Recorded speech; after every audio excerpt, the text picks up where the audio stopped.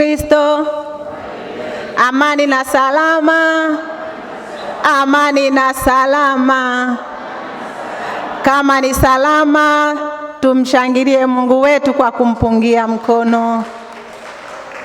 Asante sana. Basi tunamshukuru Mungu aliyetupa nafasi nyingine siku ya leo ya Dominika, tukaweza kukutana kwa moyo wa imani na furaha na matumaini, tukaja kumwabudu Mungu.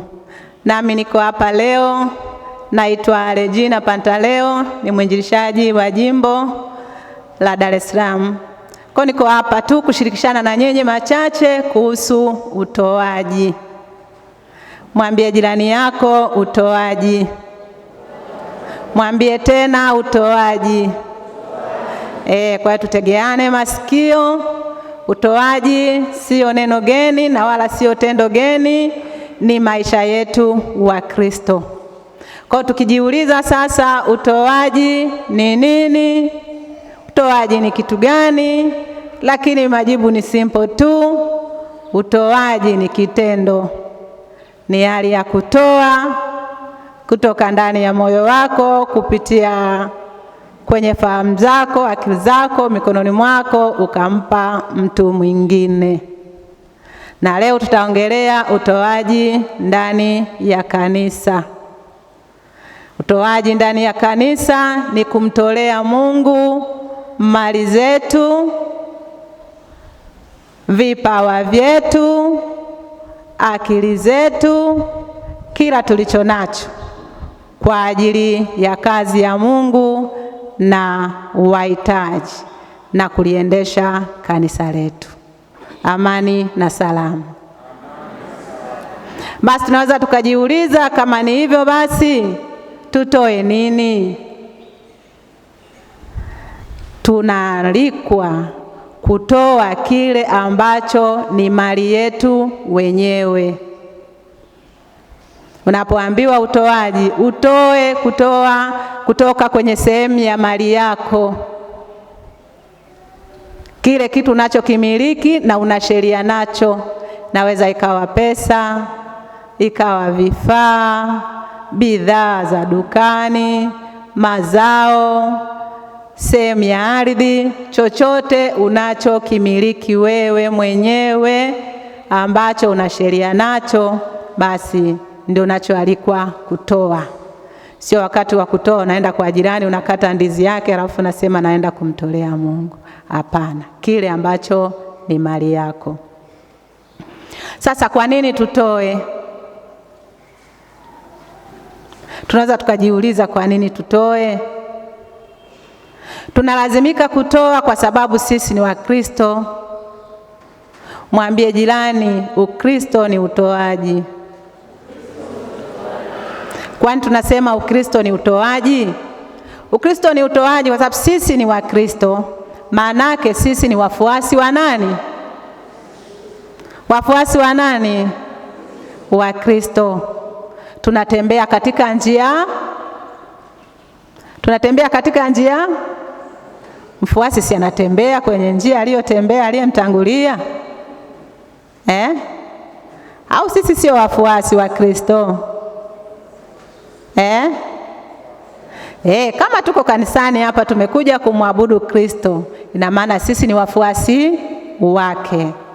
Kama ni wafuasi wake, tunatakiwa tutembee tukifuata nyayo zake. Na tunapofuata nyayo zake, ina maana tunatakiwa tuishi kwa kujitahidi kuyatenda yale ambayo yeye aliyatenda.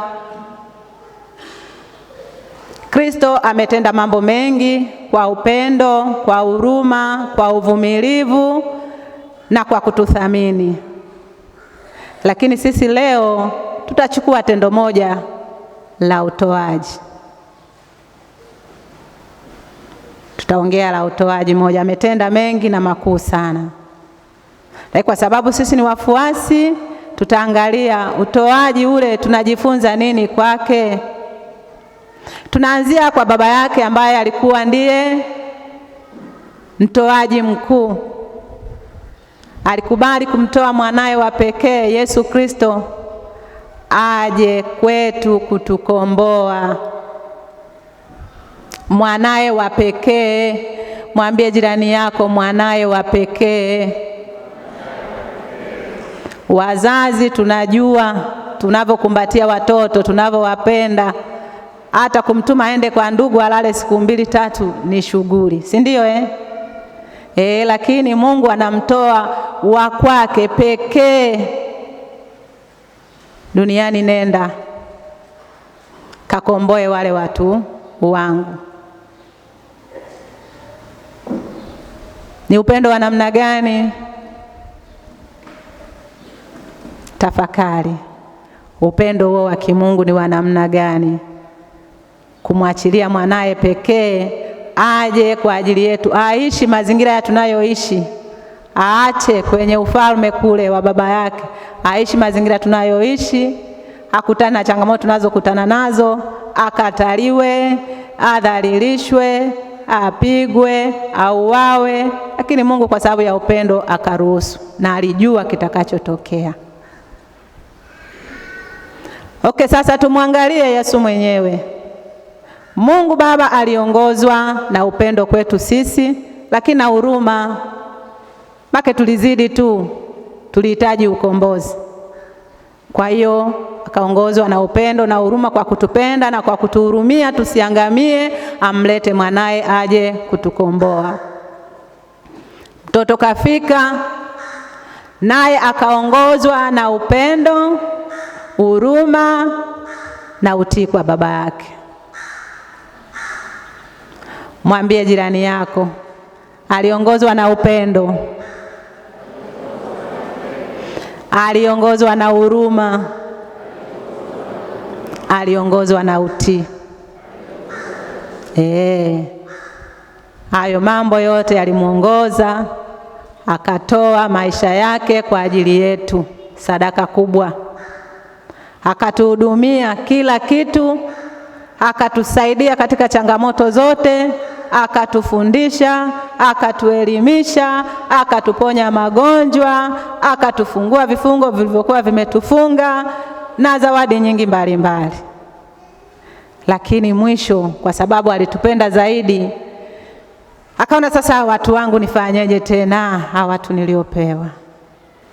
Akaamua kujimaliza kabisa. Hadi kifo cha nini? Uliwahi kumpenda mtu wewe ukakubali kutoa roho yako? Tafakari.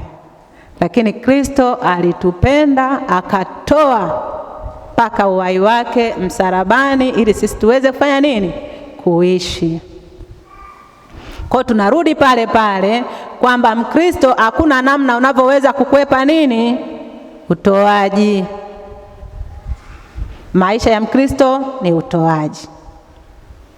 Lakini sisi tunaalikwa, sio nasi tukafe msalabani. Tunayo namna nyingine ya kufa, si ndio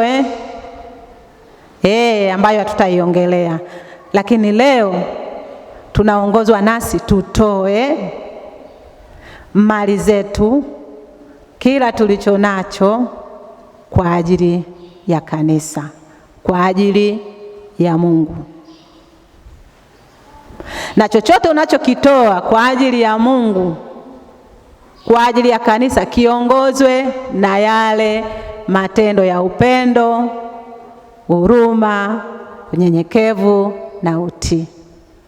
Ukiona wewe unakuja kutoa, unaleta sadaka yako, wala hakuna upendo kwa Mungu, hakuna msukumo wa ndani, hauna unachokitii,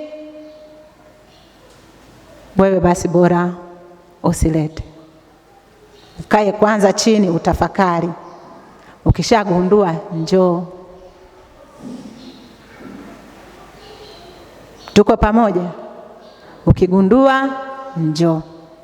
Kwa maana hiyo sasa, kama vile ambavyo siku ya leo si ni Dominika tutakiwa tukae, tupumzike, tutulie si leo wengi hatuendi makazini, hata wakulima hawalimi leo, si ndio? Sasa badala ya kulala ndani, tuko hapa. Tuko hapa kwa sababu gani? Kwa sababu tunampenda Mungu. Lakini wewe kama uko hapa sio kwa sababu ya upendo, labda ni ili hata nikipata tatizo watu wanihudumie, hiyo sio. Tuko pamoja? Tuko pamoja? Sasa ziko aina nyingi za utoaji.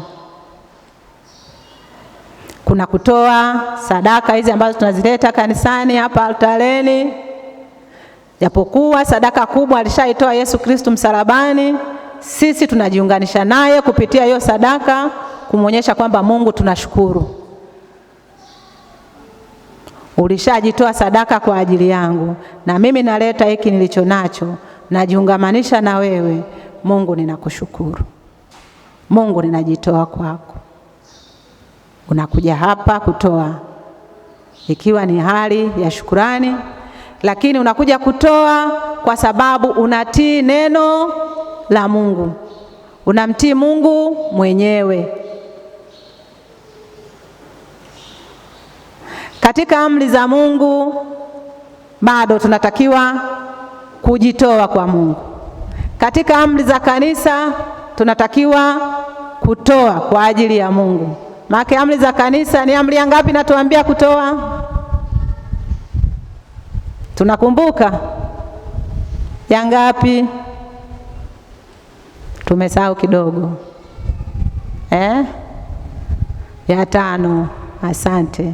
Ya 5 inatuambia tutoe zaka kwa ajili ya kulisaidia nini? Kanisa. Lakini hatukwepi kutoa hata kwenye amri za Mungu. Naambia mpende Bwana Mungu wako kwa akili zako na kwa kila kitu chako ulicho nacho. Si ndio? Ina maana mpende pia kwa mali. Tunaelewana? Inaambatana hapo. Kwa hiyo hata kwa mali zetu tumpende Mungu wetu. Na Mungu anatualika katika Mithali tumheshimu kwa mali zetu. Tuko pamoja? Tuko pamoja wana kanisa? Kwa hiyo bado tunatembea katika utoaji. Hakuna namna ambavyo tutakwepa utoaji. Na utoaji, tunapokuja kutoa sadaka tujipange mapema.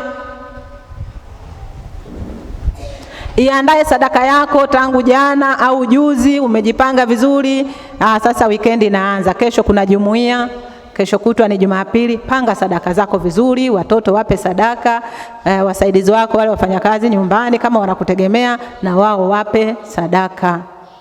Lakini Wakristo tulio wengi huwa tunazipapasa sadaka siku yenyewe ya ibada. Tunajuana. Sinaamini mwenzenu walio wengi tunazipapasa siku yenyewe ya ibada. Mtu ameamka asubuhi sasa anatafuta nini? Sadaka. Kumbe tulitakiwa tuiandae mapema. Wiki hii naenda kumshukuru Mungu kwa hiki. Unaandaa mapema, lakini pia unasikiliza, niliyoiandaa hii 1,000, 2,000, 5,000, 10,000. Namna Mungu alivyonipitisha kwenye hii wiki iko sawa? Ongea na Mungu wako. Ongea na Mungu wako, usikilize moyo wa ndani. Unakukubalia hicho unachobeba ni sawa? Ukisikia moyo unakataa, kuna mashaka, jua bado hapajakaa sawa sawa. Sawa akija tosha, akija faa. Na tulio wengi hiyo sauti huwa hatuisikilizi vizuri. Ikikuambia ongeza, unapotezea. Kumbe imeshakuambia ongeza. Usipotezee. Mwambie jirani usipotezee hiyo sauti. Isikilize. Kama inasema hapa bado, sikiliza. Itakuambia Bwana kwa wiki hii toa hiki. Tuko wote? Kwa sababu kama tulivyosikia kwamba kwa nini tunatoa ili kumshukuru Mungu. Tunatoa ili tufungue milango iliyofungwa. Tunatoa ili tujiunganishe na Mungu, tumwabudu vizuri. Tunatoa ili tulijenge kanisa. Tunatoa ili tusaidie wahitaji. tunatoa ili tujipatanishe na Mungu wetu. Hasa inategemea ulicholeta, ukikihesabu huko, je, kinatosha kumshukuru Mungu? Je, kinatosha kumpa sifa Mungu, kusema kwamba hiki ndicho nilichopata Mungu asante? Je, kinatosha kumsaidia mtu?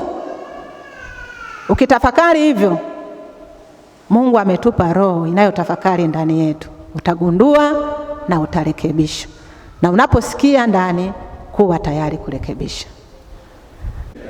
Lakini Mungu anataka tunapotoa iwe ni hiari yetu, sio kulazimishwa. Kwa sababu viongozi wamesema twende tupeleke sadaka. Viongozi wamesema twende tukalijenge kanisa. Baba Padri amesema twende tukapeleke zaka. Hiyo ni mwaliko. Ni mwaliko tu kutukumbusha. Lakini ni wajibu wetu. Mwambie jirani, ni wajibu wangu. Haya, mwambie tena yeye mwenyewe, ni wajibu wako, akusikie. Sawa. Kwa hiyo ni wajibu wetu. Unapoleta kwa ajili hiyo, lazima utafakari kinaendana na kusudi ulilonalo siku hiyo. Mungu anakaa anatuangalia kwa sababu ametupa akili kuliko kiumbe kingine chochote. Ametupa akili kabisa ya kutambua kila kitu. Kama ametupa akili, anasubiri na sisi tufanye maamuzi sahihi, tulete matoleo kwa hiari yetu bila kusukumwa. Ukisubiri kusukumwa, wewe sasa umepotea.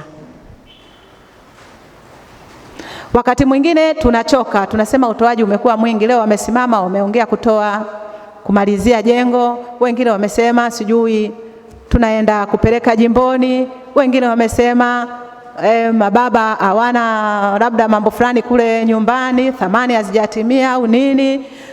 Mara wametuambia tusaidie wahitaji. Tumechoka. Kuna ndugu zetu wanasema tumechoka.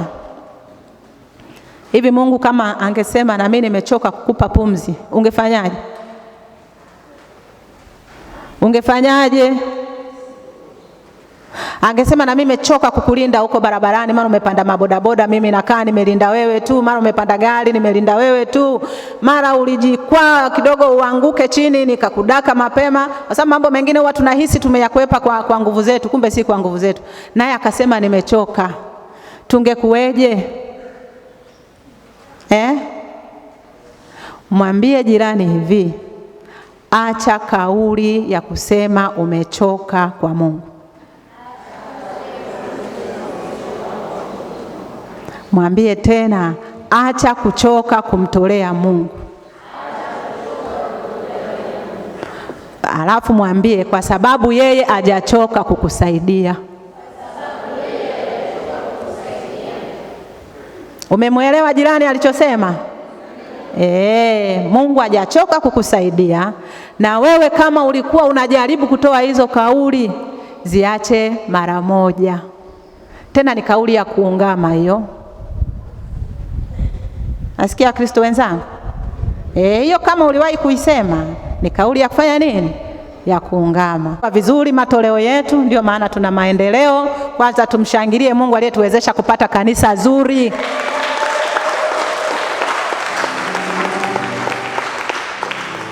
Asante. Si bado tunaendelea? Si bado tunajenga sisi wenyewe, si ndio? Hatuna wafadhili tena, si hivyo? Sasa tupambane. Mwambie jirani, usikubali kanisa liishe bila mchango wako.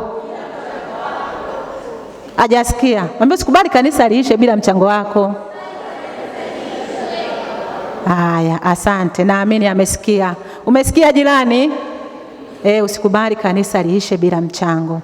Tunayo matoleo mengi, mavuno jimbo, mavuno parokia, kusaidia wahitaji, tunayo mengi. Sawa? Lakini yote tunayo kwa sababu tuko wazima. Tunayo kwa sababu tuko hivi. Waliokufa na wanaulizwa mchango? Wanaulizwa? Kwa hiyo shukuru Mungu kwa sababu Mungu bado anakushirikisha kazi yake. Mwambie jirani, shukuru Mungu kwa sababu bado anakushirikisha kazi yake. Kiona Mungu bado anakushirikisha kazi yake, mshukuru. Tuko wazima ndio maana tunatakiwa tutoe. Tuko wazima ndio maana tunaombwa mchango. Waliokwisha kulala wamemaliza kazi yao, hata waulizwi tena. Sawa? Kwa jitahidi siku zote mbele chako. Unapotoa ni kwa faida yako mwenyewe. Kama tumesikia unatoa ili kufunguliwa milango, kwani milango ikifunguliwa anaingia Mungu? Si ni wewe mwenyewe? Kama milango ya uchumi ilifungwa mbele yako, milango ya kazi, milango ya afya ilifungwa, ikifunguliwa si wewe mwenyewe na familia yako? Anayefaidika ni nani? Si ni mimi mwenyewe na wewe mwenyewe? Kwa tunapotoa ni kwa faida yetu sisi wenyewe. Na unapokataa kutoa unajiharibia wewe. Kazi ya Mungu haijawahi kukosa kwenda. Sawa? Ukikataa wewe, Mungu atainua wengine. Tunaamini hivyo? Itaenda. Sawa? Lakini wewe unacho cha kujibu kwa sababu hujawa mfuasi kamili. Tuko wote? Naamini hiyo sasa tuiweke vizuri hapo. Lakini basi tukumbushane utoaji kwa njia ya zaka.